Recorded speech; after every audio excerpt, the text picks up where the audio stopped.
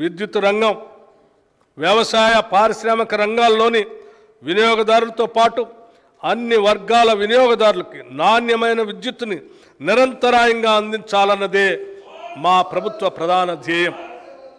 గత ప్రభుత్వ ఆర్థిక క్రమశిక్షణ రాహిత్యానికి బలైన విద్యుత్ సంస్థలను గాడిలో పెడుతూ తీవ్ర వేసవ కాలంలో కూడా రోజుకి 24 గంటలు నిరంతరాయంగా విద్యుత్తుని అందించాం. విద్యుత్ సరఫరా విషయంలో ప్రజలను తప్పుదోవ పట్టించడానికి ప్రతిపక్షాలు ఎంత ప్రయత్నించినా ప్రజలు వాస్తవాలు గ్రహించారు. శరవేగంగా పెరుగుతున్న రాష్ట్ర విద్యుత్ డిమాండ్ను దృష్టిలో పెట్టుకొని ట్రాన్స్మిషన్ నష్టాలు తగ్గించి నెట్వర్క్ బలోపేతం చేయడంలో భాగంగా ఈ ఆర్థిక సంవత్సరంలో 11 కొత్త ఎక్స్ట్రా హైటెన్షన్ సబ్స్టేషన్ల నిర్మాణం మరియు 31 ఎక్స్ట్రా హై వోల్టేజ్ పవర్ ట్రాన్స్ఫార్మర్ల సామర్థ్య పెంపు కోసం 3017 కోట్ల రూపాయల పెట్టుబడులతో ప్రణాళికలు సిద్ధం చేయటం జరిగింది. రాష్ట్రంలో భౌగోళిక అనుకూలతలు గల ప్రదేశాల్లో స్టోరేజ్ ప్లాంట్లను ఏర్పాటు చేయడానికి చర్యలు తీసుకుంటాం. కాలుష్య నివారణ చర్యల్లో భాగంగా ప్రభుత్వం విద్యుత్ వాహనాలని ప్రోత్సహిస్తుంది. ప్రస్తుతం ఉన్న 450 వాహనాల ఛార్జింగ్ స్టేషన్లు ఉండగా అదనంగా గ్రేటర్ హైదరాబాద్లో 100 స్టేషన్లు ఏర్పాటు చేయడానికి అవసరమైన చర్యలు తీసుకుంటున్నాం. ప్రజలకు ఛార్జింగ్ సౌకర్యాలను సులభంగా అందుబాటులో తీసుకొని రావడానికి టీజీఈవీ మొబైల్ యాప్ను ఏర్పాటు చేస్తున్నాం.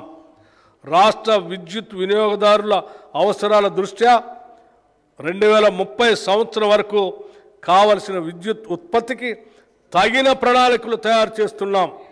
సాంప్రదాయేతర మరియు కాలుష్యరహిత విద్యుత్ ఉత్పత్తికి ప్రాధాన్యత ఇస్తూ ఒక నూతన ఎనర్జీ పాలసీని తీసుకొని వస్తాం. మన రాష్ట్ర అవసరాలకు మాత్రమే సరిపోయే విధంగా కాకుండా మిగులు విద్యుత్ సాధించడానికి ఈ పాలసీలో తగిన ప్రణాళిక ఉంటుంది.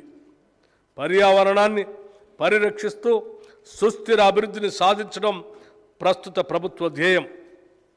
తదనుగుణంగా మేము తీసుకొచ్చే నూతన విద్యుత్ విధానంలో సౌరశక్తి రంగానికి ప్రాధాన్యతనిస్తూ భవిష్యత్తులో కాలుష్యరహిత విద్యుత్ సాధనలో అగ్రగామిగా నిలవటానికి కృషి చేస్తున్నాం.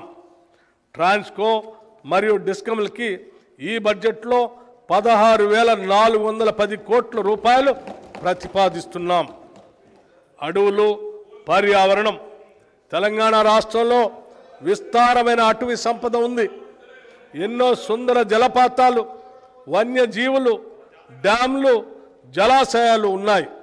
ప్రస్తుతం ఉన్న అడవుల్ని పరీక్షించుకుంటూ వాటిని మరింత విస్తృతపరిచి అటవీ వైశాల్యాన్ని పెంచుకోవాల్సిన అవసరం ఉంది.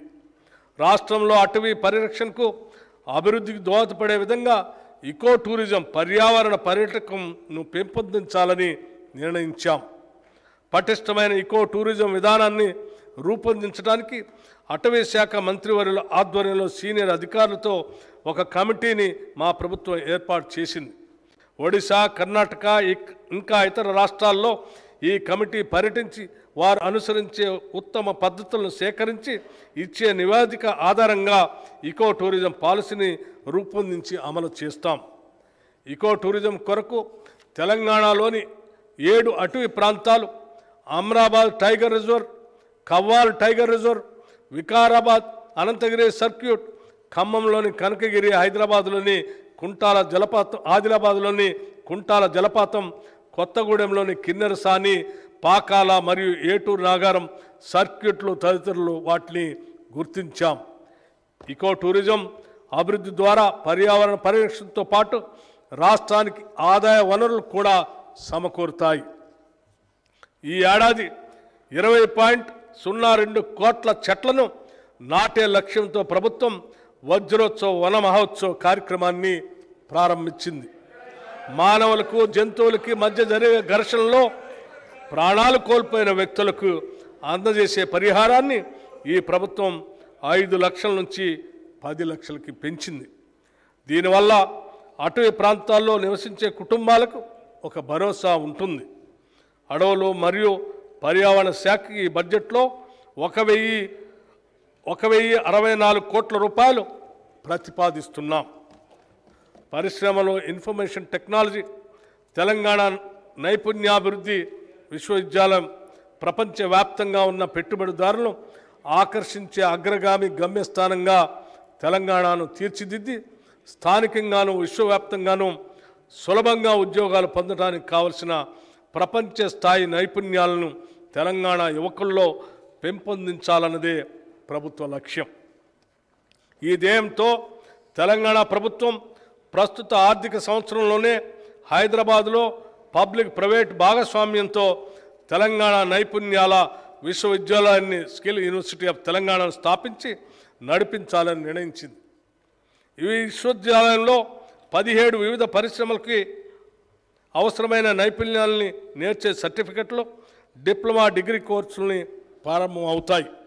నేరుగా పరిశ్రమలో అనుసంధానింపబడి అధ్యయన ఆచరణ మధ్య అంతరం లేని విధంగా ఉద్యోగార్జనే ఏకైక లక్ష్యంగా ఈ కోర్సులు బోధనాంశాలకి రూపకల్పన చేస్తాయి. కృత్రిమ మేధో పరిజ్ఞానం తెలంగాణ కృత్రిమ మేధో పరిజ్ఞాన రంగంలో ఎంతో ప్రగతిని సాధించింది. ఈ రంగాన్ని మరింత బలోపేతం చేయడానికి హైదరాబాద్ని ఈ రంగంలో అగ్రగామిగా తీర్చిదిద్దేందుకు ప్రణాళికలు సిద్ధం చేస్తున్నాం. మన నగరం భవిష్యత్తులో కంప్యూటర్ పరికరాలతో అత్యాధునిక కృత్రిమ మేధో పరిజ్ఞాన పరిశోధక కేంద్రంగా రూపొందించబడుతుంది. తెలంగాణ కృత్రిమ మేధో శిఖరాగ్ర సమావేశం హైదరాబాద్లో ఈ సెప్టెంబర్ 5-6 తేదీలలో జరుగుతుందని ప్రకటించడానికి ఎంతో ఆనందంగా ఉంది. కృత్రిమ మేధో పరిజ్ఞానం అందరికీ ఉపయోగపడాలి. మేకింగ్ వర్క్ ఫర్ ఎవ్రీవన్ అనే ప్రధానాంశంగా జరిగే ఈ సమావేశంలో ప్రపంచవ్యాప్తంగా నిపుణులు, ప్రభావశీలులు మొదలైన వారు 2,000 మంది హాజరవుతారు. ఈ సమావేశం రంగంలో తెలంగాణ యొక్క పురోగతికి చాలా దోహదపడుతుంది. తెలంగాణలో ఇంకా ఫైబర్ గ్రిడ్ సౌకర్యం లేని మారుమూల ప్రాంతాలకు దాన్ని విస్తరిస్తాం. దీనివల్ల ఆ ప్రాంతాల్లో ఇంటర్నెట్ మరియు కేబుల్ నెట్వర్క్ సౌకర్యాలు అందుబాటులోకి వచ్చి స్థానిక ప్రజలకే కాకుండా అక్కడికి వచ్చే పర్యాటకులు కూడా సులభంగా ఉంటుంది. ఎకో టూరిజం అభివృద్ధికి కూడా ఈ ఫైబర్ గ్రిడ్ దోహదపడుతుంది. ఒకప్పుడు తెలంగాణకు గర్వకారణంగా ఉన్న నిజాం షుగర్ లిమిటెడ్ పలు రకాల ఒడిదుడుకుల కారణంగా మూతబడింది. దీన్ని ఇప్పటి వరకు ఎవరు పట్టించుకోలేదు. దాన్ని పునరుద్ధరించడానికి ఏమాత్రం ఆసక్తి చూపించలేదు. కానీ మా ప్రభుత్వం వచ్చిన వెంటనే మేమిచ్చిన మాట ప్రకారం నిజాం షుగర్స్ లిమిటెడ్ పునరుద్ధరణకు జనవరి 2024లో ఒక కమిటీని నియమించాం. త్వరలోనే తెలంగాణ ప్రజల చిరకాల స్వప్నమైన నిజాం షుగర్స్ లిమిటెడ్ని తిరిగి ప్రారంభిస్తాం. మన చేనేత అన్నలు నేసే ఒక్కొక్క వస్త్రం ఒక కళాఖండం. గతంలో ఎంతో ప్రభావం కలిగిన ఈ రంగం తక్కువ ధరలతో తక్కువ సమయంలో ఎక్కువ వస్త్రాలు తయారు చేసే పవర్ లూమ్ ఫ్యాక్టరీలతో పోటీ పడలేక దిగాలు పడింది. ఈ రంగాన్ని చేతి నుంచి ఆదుకోకపోతే మన చేనేత కళలు శాశ్వతంగా అంతరించిపోయే ప్రమాదం ఉంది. మా ప్రభుత్వం అందుకే చేనేత రంగం పునరుజ్జీవనానికి చర్యలు ప్రారంభించింది. ప్రభుత్వ శాఖలకి, ఇతర ప్రభుత్వ సంస్థలకి అవసరమైన వివిధ వస్త్రాలు అనగా విద్యార్థులకు ఇచ్చే స్కూల్ యూనిఫామ్లు, ఆసుపత్రుల్లో ఉపయోగించే బెడ్షీట్ లాంటివి తెలంగాణ చేనేత సహకార సంస్థ ద్వారా మన స్థానిక నేతన్నల నుండే సేకరించాలని నిర్ణయించాం. గత 7 సంవత్సరాలుగా తెలంగాణలో Indian institute of handloom technology ఏర్పాటు విషయం పెండింగ్లో ఉంది. మా ప్రభుత్వ ప్రయత్నం వల్ల ఇటీవలే ఈ ఇన్స్టిట్యూట్ ఏర్పాటుకి కేంద్ర ప్రభుత్వం అంగీకరించిందని తెలియజేయడానికి ఎంతో సంతోషిస్తున్నాను. అంతేకాకుండా మన రాష్ట్రంలో ఒక centre of excellence for textiles ఏర్పాటుకి కూడా కేంద్ర ప్రభుత్వంతో సంప్రదింపులు జరుపుతున్నాం. ఈ ప్రతిష్టాత్మక సంస్థల ఏర్పాటు మన రాష్ట్రంలో చేనేత రంగ అభివృద్ధికి ఎంతగానో తోడ్పడుతుంది. పరిశ్రమల శాఖకి ఈ బడ్జెట్లో 2,762 కోట్ల రూపాయలు ప్రతిపాదిస్తున్నాము. ఇన్ఫర్మేషన్ టెక్నాలజీ శాఖకి ఈ బడ్జెట్లో 774 కోట్ల రూపాయలు ప్రతిపాదిస్తున్నాము. నీటిపారుదల రంగం రాష్ట్రంలో ఈనాటి వరకు 34 భారీ, 39 మధ్యతరహా మొత్తం 73 నీటిపారుదల ప్రాజెక్టులు చేపట్టడం జరిగింది. వాటిలో 42 ప్రాజెక్టులను 10 భారీ మరియు 32 మధ్యతరహా పూర్తి చేయటం జరిగింది. ప్రస్తుతం 24 భారీ మరియు 7 మధ్య తరహా మొత్తం 31 ప్రాజెక్టులు నిర్మాణంలో ఉన్నాయి. గత ప్రభుత్వం కాళేశ్వరం ప్రాజెక్టు నిర్మాణంలో తీసుకున్న తొందరపాటు నిర్ణయాలు, డిజైన్లో లోపాలు, నాణ్యతారహితంగా చేసిన నిర్మాణాలు ఆ ప్రాజెక్టు భవిష్యత్తుని ప్రశ్నార్థకం చేశాయి.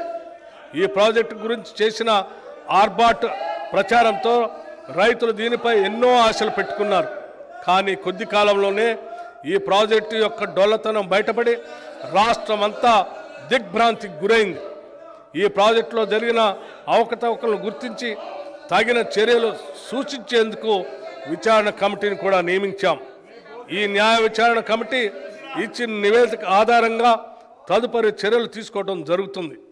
ఈ ప్రాజెక్టుపై ఇప్పటికే ఖర్చు పెట్టిన వేల కోట్ల ప్రజాధనం వృధా కాకుండా ప్రాజెక్టును కాపాడటానికి నేషనల్ డ్యామ్ సేఫ్టీ అథారిటీ వారి సూచనలకు అనుగుణంగా చర్యలు తీసుకుంటున్నాం. గత ప్రభుత్వం చివరి దశ నిర్మాణంలో ఉన్న చాలా ప్రాజెక్టులు పూర్తి చేయకుండా నిర్లక్ష్యం వహించింది. దీనివల్ల ఎంతో ప్రజాధనం ఖర్చు అయి కూడా ప్రజా అవసరాలను తీర్చడానికి ఇవి వినియోగంలోకి రాలేదు. మా ప్రభుత్వం తుది దశలో ఉన్న ఇలాంటి ప్రాజెక్టుల్ని మరియు ఆయకట్టు తక్షణం పెంపొందించే 6 ప్రాజెక్టుల్ని ఈ ఆర్థిక సంవత్సరంలో మరియు 12 ప్రాజెక్టుల్ని వచ్చే ఆర్థిక సంవత్సరంలో పూర్తి చేయడానికి నిర్ణయించాం. రాష్ట్రంలో ఇప్పటికే ఉన్న భారీ మధ్య తరహా మరియు చిన్న ప్రాజెక్టుల నిర్వహణ కూడా గత 10 ఏళ్లలో జరగకపోవటం వల్ల ఆ ప్రాజెక్టుల సామర్థ్యానికి అనుగుణంగా ప్రజలకు మేలు జరగలేదు. అవి అలాగే వదిలేస్తే మన జాతీయ సంపదగా భావించే ప్రాజెక్టులు నిరుపయోగం అవుతాయి. అందుకే మా ప్రభుత్వం ప్రాజెక్టుల నిర్వహణ మరియు మరమ్మతులు తగిన సమయంలో చేపట్టడానికి నిర్ణయించాం. నీటిపారుదల శాఖకు ఈ బడ్జెట్లో 22,301 కోట్ల రూపాయలు ప్రతిపాదిస్తున్నాం.